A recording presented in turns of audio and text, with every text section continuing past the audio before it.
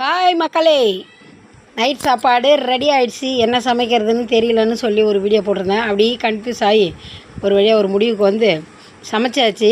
பாருங்கள், சூடான சாதம், அடுத்தது ஆம்லேட் தொட்டுக்க. அப்பாவுக்கு சாப்பாடு எடுத்து வச்சிட்டேன்.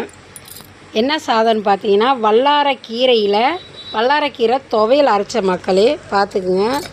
பாருங்கள், வல்லாரக்கீரை துவையல் அரைச்சி நல்லா ஆற வச்சு இந்த பவுலில் எடுத்து வச்சுட்டேன். ஸ்டோரேஜ் பண்ணியாச்சு.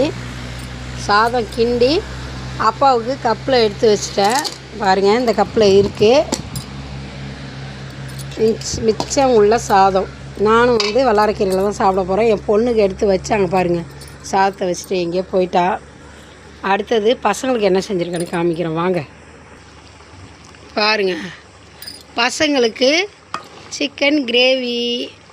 கிரைண்டர் ரிப்பேர் ஆனதில் கொஞ்சம் அரைக்க மாட்டேங்குது, மாவும் போடல.